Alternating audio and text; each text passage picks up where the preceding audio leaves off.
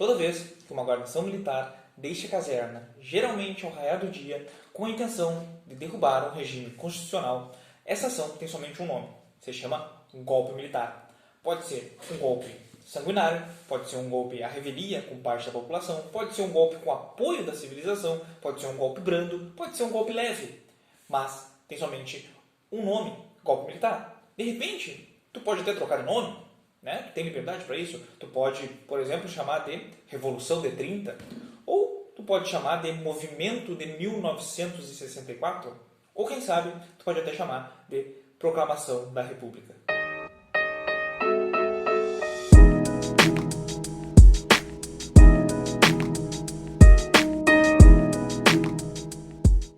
E o que aconteceu exatamente nesse dia, em 1889, um golpe militar que a gente popularmente conhece como Proclamação da República.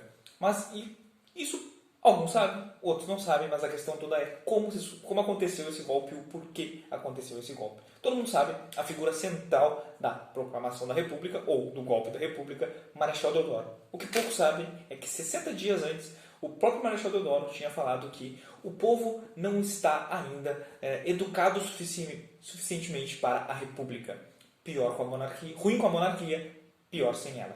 60 dias depois, aparentemente, parece que ele mudou de ideia e deu um golpe da República. Mas não foi tão simples assim. Junto de Marechal Deodoro, nós tínhamos um positivista. O positivismo era um pensamento, né, uma doutrina ideológica que já estava em decadência na Europa, lá nessa época, mas tinha deixado todas as suas viúvas, né, tinha ganhado muitas mentes, e o Benjamin Constant era um. E ele foi um dos arquitetos do golpe, né, do golpe militar de 1889, ao convencer o Marechal Deodoro a agir, a proclamar a República. Então, o que acontece? Por que o Marechal Deodoro, por que o exército queria, então, ferrar com a monarquia? O que acontece? Olha só, a queda do Império está completamente ligado a vários pontos. Um deles é a Guerra do Paraguai. A Guerra do Paraguai custou caro, né? Aumentou a dívida externa, aumentou os juros, a economia, e o exército brasileiro não foi tratado, segundo eles, como deveria após lutarem tantos anos na Guerra do Paraguai. Sempre a preferência sempre da monarquia foi a armada, né? Foi a questão naval, tá? Até por toda a questão de Portugal, que sempre foi muito ligado aos mares e tudo mais. Então tinha a armada que era muito ligada à monarquia, né? E o exército se via com baixo salário, sem o prestígio que deveria. Então isso acabou já acalorando os ânimos. Além do mais, tinha toda a questão da pauta, né, da abolição da escravatura, em que os donos de escravos não foram remunerados, não foram indenizados, podemos dizer assim. Então essa sociedade, essa parte da sociedade também estava descontente com a monarquia. Sem contar a parte da igreja. Como começou esses movimentos? A gente tem que lembrar que mais ou menos em 1870, por aí, o primeiro levante de republicanos foi pelo Partido Liberal, por uma ala radical do Partido Liberal, que defendia a abolição da escravatura, que já tinha sido feita, por exemplo, em vários países, inclusive na Espanha, quando a Espanha virou uma república, né, se desfez ali da monarquia, várias republiquetas já tinham em 1810, por exemplo, abolido a escravatura antes da independência do Brasil. Né? Imagina que loucura, já não tinha mais a escravidão e nós ainda tínhamos. Então o Partido Liberal levantava essas pautas e a principal contestação do Partido Liberal, lá por 1870, como eu falei, é que nós somos da América, então não fazia sentido nenhum nós termos uma monarquia, porque a monarquia era um padrão europeu e um país na América ser governado por uma coroa portuguesa europeia não fazia sentido para o Partido Liberal. Por isso que o Partido Liberal começou a guinar com a República. Quem estava do lado da monarquia? O Partido Conservador. Porém, o Partido Conservador começou a se afastar da monarquia quando a monarquia começou a desrespeitar as bulas papais. Né? Por quê? Porque em algum momento o Papa Locão lá de Portugal, ele mandou que os maçons fossem expulsos das igrejas. Só que a monarquia não cumpriu isso. Não cumpriu.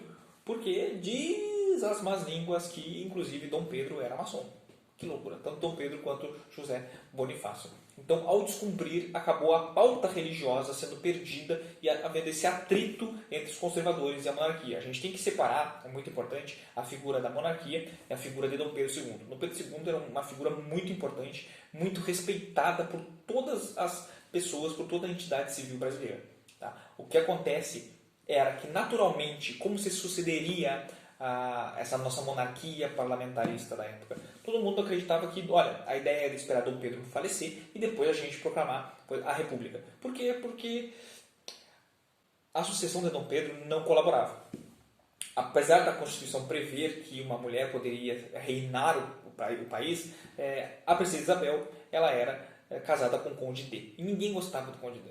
Por quê? Porque ele era um francês que mal falava a língua brasileira, nem sequer Dom Pedro II gostava dele, quem dirá a população. Então o que acontece é que ninguém queria ele, ninguém ia querer ser comandado por ele. Então a ideia era esperar Dom Pedro morrer e aí sim mandar embora toda a monarquia brasileira. E quem foram os responsáveis por convencer o Marechal Deodoro a dar esse golpe? Foi o Benjamin Constant, o positivista, que sim, era republicano, porque Marechal Deodoro era monarquista. Quando pergunto para ele, e agora, Marechal, o que faremos pós a República? Não sei, não pergunte para mim, eu sou monarquista. Ele era amigo pessoal do Dom Pedro II. Né? E o Quintino Bocaiúva, que era o jornalista, os dois se aglomeraram, se juntaram para que desse esse golpe e derrubasse a monarquia. Né? Chegaram simplesmente no Marechal e disseram que o golpe deveria ser feito. O Marechal foi até o Campo de Santana, onde o exército, imagina que louco, o exército andando com armas e se dirigindo até o Campo de Santana, na guarnição, onde estava o Visconde de Ouro Preto, dizendo para o Visconde de Ouro Preto: tu estás disposto do teu cargo e não tente sequer recuperá-lo, que o imperador depois a gente viu o que faz. Então, o Marechal Deodoro foi até o momento, até lá, e disse que depois veria o que faria com Dom Pedro II, que era amigo pessoal dele, que ele diria: não posso fazer nada, meu amigo, devo-lhe favores, e disse que devia bastante. Né? Com tudo isso, como que o Marechal Deodoro, que estava doente na época, que já era uma pessoa de idade, mas era o Marechal, o único Marechal, voltou para casa para descansar e tanto Benjamin Constant quanto o Quintino Bocaiúva foram lá e disseram que, olha, inventaram, mentiram para ele, né? Disseram o seguinte: sabe quem é que Dom Pedro II vai colocar no lugar do Visconde de Ouro Preto? Para ficar comandando agora que nós expulsamos eles? E o Marechal Deodoro disse: não, quem? Silveira Martins. E aí o Marechal enlouqueceu: não, Silveira Martins não pode ser. Ele eu não admito. Sabe por quê? Silveira Martins era um cara que mandava aqui no Rio Grande do Sul. Era el comedor. Papava o pessoal. Um cara bom aqui. Quando Marechal Deodoro governou a praça do Rio Grande do Sul, a praça de Porto Alegre, governou Porto Alegre durante um período, o inimigo mortal dele, pela filha do Barão do Triunfo, Adelaide, era Silveira Martins. Quem Adelaide quis? Silveira Martins. Então o Marechal Deodoro odiava Silveira Martins. Quando os dois mentiram que era o Silveira Martins que ia ficar no lugar do Visconde de Ouro Preto, aí sim ele pegou, levantou, marchou e foi até lá depor o Dom Pedro. Porque eles mandam avisar, né? Eles mandaram avisar. Então ele pegou e disse: avise ao povo que a República está feita. Por quê? Porque no Brasil é assim. No Brasil todo mundo manda te avisar. Manda avisar para ti, tu, que é o povo, né? E que foi escrito depois, por um autor há muito tempo, uns anos depois, dizendo que, olha, o povo, né, naquela tarde de 15 de novembro, assistiu a tudo bestializado. O povo, vocês aí do outro lado, tudo, uns bestializados, assistem tudo. Todo mundo manda avisar vocês, como o Marechal Deodoro mandou avisar vocês que a República estava feita. E também, quando Dom Pedro, então, fica sabendo, Dom Pedro não se opõe. E eles dizem que Dom Pedro tem 24 horas para sair do Brasil e ir para o exílio. E Dom Pedro não se opõe. A Marinha, inclusive, né, a Armada que eu falei, a Marinha, ela diz que vai estar do lado do imperador, como sempre teve, e Dom Pedro diz para ela não fazer nada, que ele não queria revoltas no país e que ele ia aceitar. Porque, sinceramente, eu já sabia que isso um dia poderia acontecer. E, realmente, a monarquia naquela época já se caminhava para um federalismo, né, que era uma pauta dos republicanos. Os republicanos que se revoltaram, por qual motivo, além daqueles que eu falei, que é o seguinte: se a tua pauta é federalismo e fim da escravidão, e o federalismo já estava se encaminhando, né, e a escravidão acaba sendo abolida pelo império que tu é contra, tu fica sem bandeira. Então o único jeito é tu dar um golpe, que foi o que aconteceu, um golpe, né? Não tem o que falar. Qual é a diferença então de golpe? Como é que é um golpe? Por que não é uma revolução? Cara, porque golpe é dado por um ente que está dentro do Estado. Ele dá um golpe dentro do Estado, entendeu? Então é o exército armado ou alguém que tem poder político, econômico dentro do Estado, mas faz parte desse organismo do Estado, aí ele dá um golpe. Tá? Agora, quando é uma revolução é quando a população, geralmente uma população de fora, um organismo fora do Estado, se revolta e toma o poder. Isso é revolução. O golpe é quando é feito dentro do Estado, porque é um golpe que ele dá no cara que é igual a ti. Entendeu? Por isso que é golpe, não é revolução. Voltando ao assunto. Dom Pedro e a família real, 24 horas para sair do Brasil, eles aceitam, só que não foi respeitado as 24 horas para sair do Brasil. Eles são mandados de madrugada embora a Portugal. Por quê? Porque os republicanos estavam cagados de medo que houvesse uma revolta popular. Porque, como eu já falei, Dom Pedro II era muito querido. E eles temiam demais isso. Então, eles colocaram rapidinho a família imperial e mandaram embora.